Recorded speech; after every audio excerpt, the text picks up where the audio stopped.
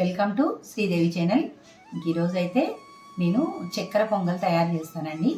చక్కెర పొంగల్ ఎంత బాగుంటుందంటే చాలా టేస్టీగా ఉంటుంది. కొందరు కొత్త వాళ్ళకైతే ఇప్పుడు చక్కెర పొంగల్ ఎలా చేయాలని ఆలోచిస్తూ ఉంటారు కదా. ఇంకా అలాంటి వాళ్ళకి మనకు పండగలకి మనకు పర్వదినాలకి మనం ఎప్పుడు చక్కెర పొంగల్ చేసుకుంటాం కదా, నైవేద్యం కోసం నేను చక్కెర పొంగల్ తయారు చేస్తాను. ఒకసారి చూడండి. ఫస్ట్ మనము కొంచెం బెల్లము తురిమి పెట్టుకోవాలండి పక్కకి. నేనైతే బెల్లం తురుముకుంటాను ఇప్పుడు.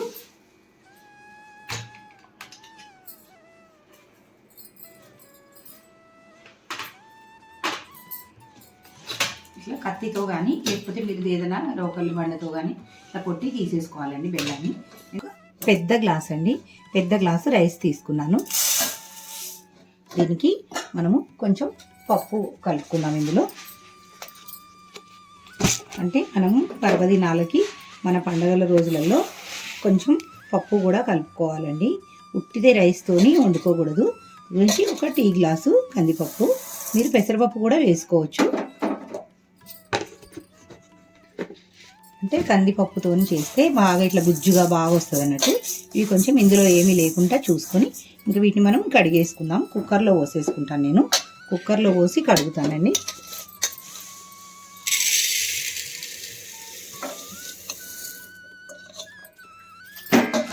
ఇవి మంచిగా ఒక 3 సార్లు కడిగేసుకొని ఇంకా 4వసారి మనం మంచినీళ్ళు పోసేసుకొని ఉడికించుకోవాలి.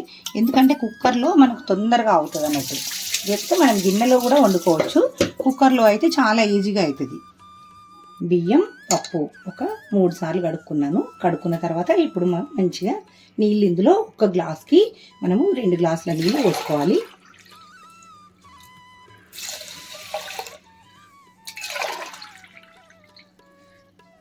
రెండు గ్లాసుల నీళ్ళు పోసాను.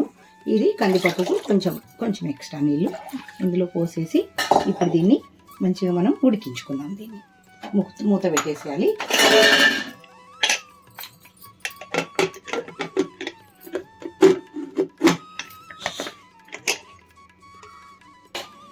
కుక్కర్ ఇంకా స్టవ్ మీద పెట్టుకొని దీన్ని మంచిగా 2 విజిల్స్ పూర్తిగా వచ్చిన తర్వాత బంద్ చేసేయాలి. ఇప్పుడు ఇదైతే మంచిగా ఉడికిపోయిందండి. ఇది 2 విజిల్సే కాదు, వాటర్ పైకి వస్తుందని నేను కొంచెం స్లోగా పెట్టేసి ఇంకా దీన్ని ఒక 4 విజిల్ వరకు ఉడికించిన. దీన్ని మూత తీస్తాను చూడండి. మనము ఒక గ్లాస్కి 2 గ్లాసుల నీళ్ళు పోసాం కాబట్టి కొంచెం పైకి వస్తాయి. కుక్కర్లో కొంచెం నెమ్మదిగా పెట్టి ఉడికించుకోవాలి. ఎప్పుడైనా కానీ అన్నం ఉడికించినా పప్పు ఉడికించినా కానీ విజిల్ని ఇట్లా మంచిగా గ్యాస్ తీసేయాలండి. దీంట్లో గాలి అంతా తీసేయాలి.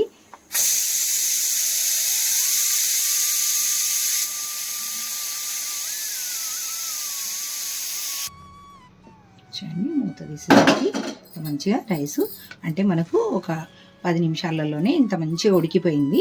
ఇప్పుడు మనం అదే గిన్నెలో పెట్టుకుంటే చాలా టైం పడుతుంది అన్నట్టు. అందు గురించి కుక్కర్లో వేసుకొని వండుకుంటే చాలా తొందరగా తయారవుతుంది. ఇందులో సగం గ్లాసు వాటర్ తీసుకొని మనం మళ్ళీ ఒక గిన్నెలో వేసుకొని ఒక బెల్లం చూడండి, ఒక్క గ్లాస్కి నేను ఇంత బెల్లం తీసుకున్నాను. అంటే ఒక గ్లాస్కి కొంచెం తక్కువ తీసుకున్నాను అన్నట్టు. అంటే ఇది ఒక 300 గ్రామ్ ఉంటుంది బెల్లము. ఈ బెల్లం ఈ నీళ్ళల్లో వేసుకునేసి దీన్ని మనం కరిగించుకోవాలి. స్టవ్ పైన పెట్టి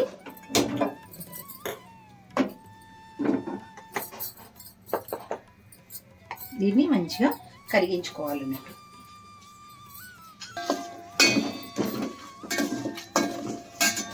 ఇట్లనే మీకు ఈజీగా అవుతుందండి. కొత్త వాళ్ళకైతే ఇప్పుడు రైస్ ఉడికియడం కూడా చాలా కష్టం అవుతుంది. ఇట్లా మీరు కుక్కర్లో వేసుకొని తొందరగా చేసుకోవచ్చు అన్నట్టు చక్కెర పొంగల్ని. నేను ఒక సైడు పాలు కూడా కాగబెట్టి పెట్టుకున్నాను చూడండి. ఇంకొక సైడు మనం పాలు కాగబెట్టి పెట్టుకోవాలి.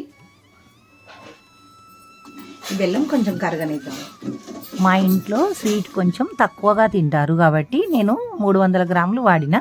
మీరైతే ఒకవేళ అరకిలో బెల్లాన్ని వాడేసుకోండి. పూర్తిగా మంచిగా స్వీట్గా తయారవుతుంది.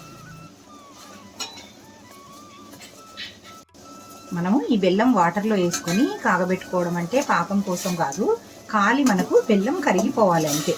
ఈ బెల్లం కొంచెం మనం మంచిగా కత్తితో కట్ చేసుకొని కొంచెం దంచుకొని కానీ ఇట్లా కరగబెట్టేసుకోవాలి. చూడండి, బెల్లం గడ్డలు లేకుండా అయిపోయిన తర్వాత కొంచెం చిన్నవి ఉన్నా కానీ ఏం కాదు. ఇప్పుడు మనం ఈ రైస్ని ఇందులో వేసేసుకుందాం.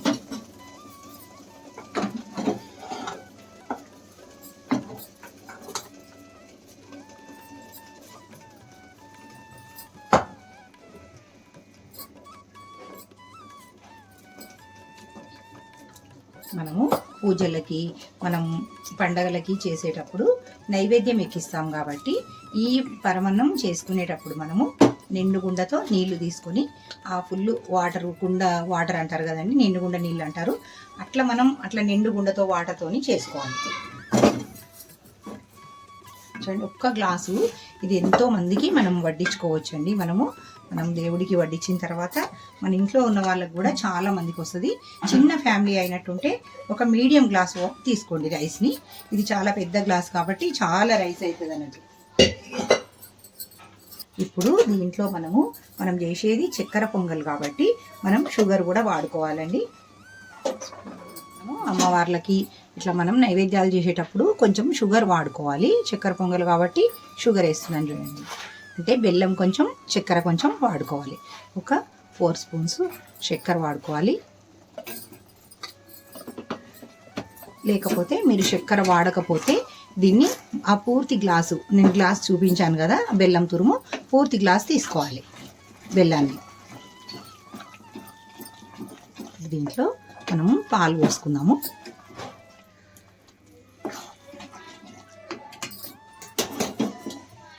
నేను మంచిగా కాగబెట్టి పెట్టాను. ఇది 1/2 లీటర్ పాలు అండి. ఇవి సగం పోసుకుంటే సరిపోతాయి. చిక్కటి పాలు ఇవి. 1/2 లీటర్ పాలు పోసిన మంచిగా దీన్ని ఉడికించుకోవాలి. స్టవ్ని మరీ ఫాస్ట్ పెట్టకుండా, మరీ మీడియం కాకుండా మనం కలుపుకుంటూ మంచిగా ఉడికించుకోవాలి. దీంట్లో ఇంకా ఇలాచి పొడి వేసుకుందాం. మనం చేసే చక్కెర పొంగల్లో ఇలాచి పొడి చూడండి, మెత్తగా కొంచెం షుగర్ వేసి నేను మిక్సీ పట్టి పెట్టుకుంటాను. ఇలాచి పొడి, ఇంకా కొంచెం నెయ్యి కూడా వేసుకోవాలి.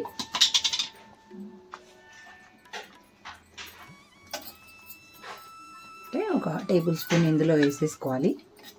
అంటే మనకు ఉడికేటప్పుడు ఇంకా అడుగంటకుండా మంచిగా ఉంటుంది అన్నట్టు. దీన్ని మంచిగా అడుగంటకుండా కలుపుకోవాలి.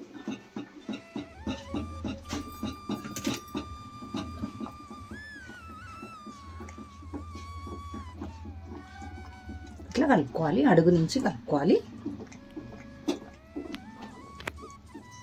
చూసారు కదా, ఇప్పుడు ఇది ఎంత తొందరగా మనకు కుక్కర్లో వేసాం కాబట్టి మనకి ఇంత తొందరగా తయారైంది అన్నట్టు. అదే లేకపోతే మనకు ఒక గంట సేపు పడుతుందండి. ఇదైతే మనకు ఒక 10-15 మినిట్స్, అంటే 10 మినిట్స్ మనకు రైస్లు కుక్కర్లో ఉడుకుతుంది. తర్వాత ఒక 10 మినిట్స్ మనకు ఇట్లా ఉడుకుతుంది అంతే. ఒక 20-25 మినిట్స్లోనే ఇలా మనకు రెడీ అవుతుంది.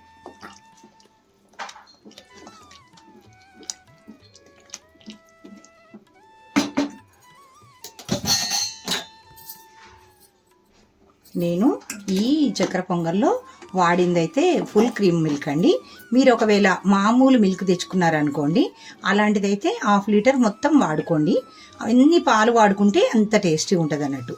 మనం బెల్లంలో కొంచెం వాటర్ పోసి ఇంకా పాలు ఎక్కువ పోసుకోవచ్చు. పాలు మీరు ఎంత వాడుకుంటే ఇంకా అంత టేస్టీగా ఉంటుంది.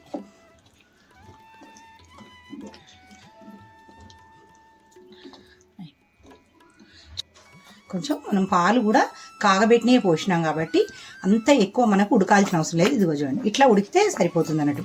ఇట్లా ఉడుకుతుంది చూడండి, ఇట్లా పైకి లేసి అంతా ఇట్లా ఉడకాలన్నట్టు. ఒకసారి ఇట్లా కుటకుట ఉడకాలి.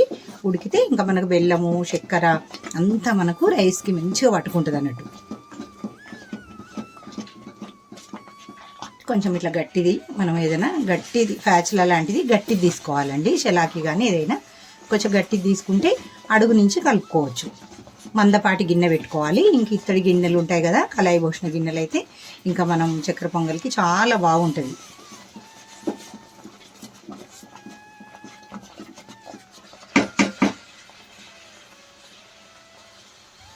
నేను ఇప్పుడు దీన్ని ఇంకా స్టవ్ మించి కిందికి దించేశాను. ఇదిగో చూడండి, మీరు స్టవ్ మించి కిందికి దించినప్పుడు ఇట్లా ఉండాలండి. ఇట్లా అంటే గట్టిగా ఉండకూడదు అన్నట్టు, ఇట్లా ఉండాలి. ఇట్లా ఇట్లా మనం కొంచెం జారుడుగా ఉండాలి. జారుడుగా ఉంటేనే చక్కెర పొంగల్ బాగుంటుంది. ఇట్లా ఉన్నప్పుడు దించేసుకోవాలి. ఇట్స్ వాడుకుందాం మనం. ఇప్పుడు అది చక్కెర పొంగల్ ఉడికింది మనకు. దింపేసిన తర్వాత ఇందులో కొంచెం నెయ్యి వేసుకొని, నెయ్యి అయితే ఇంకా మనకు అమ్మవారికి కూడా చాలా ఇష్టం అండి. మనకు ఈ చక్కెర పొంగల్లో మనం నెయ్యి మంచిగా వాడుకోవాలి. నెయ్యి కొంచెం వేడెక్కాక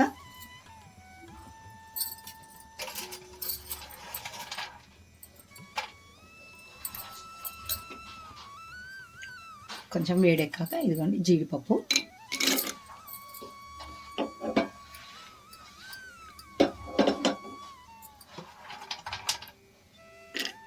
అంటే బాదాము ఇంకా కర్బూజా పప్పు ఏది ఉన్నా కానీ వాడుకోవచ్చు.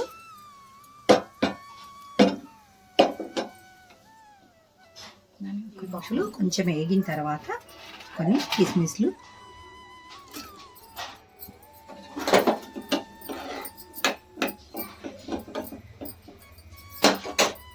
కొంచెం స్లో పెట్టి వేయించుకోవాలండి. ఇవేవి కూడా మాడిపోకూడదు, మాడిపోతే మళ్ళీ టేస్ట్ తగ్గిపోతుంది కదా.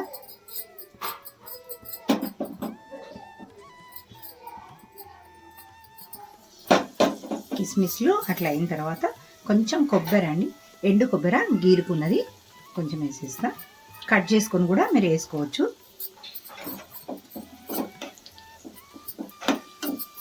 ఇంకా స్టవ్ కట్టేసి ఇంకా మనం ఈ చక్కెర పొంగల్కి వేసేసుకోవాలి. చక్కెర పొంగల్ పైన వేసేసుకోవాలి.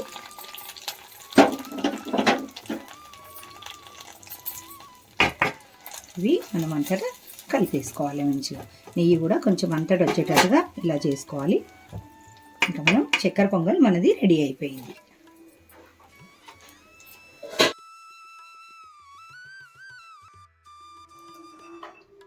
చూసారు కదా నేను ఎంత ఈజీగా కుక్కర్లో వేసి రైస్ ఉడికించేసి చక్కెర పొంగల్ తయారు చేశాను. ఇలాగే మీరు కూడా ఈజీగా మా వంటలు చూసి చేసుకోండి. ఇంకా మా వీడియో అయితే మీకు నచ్చిందనే అనుకుంటాను. మా వీడియోకి ఒక లైక్ ఇచ్చేసి సబ్స్క్రైబ్ చేయండి.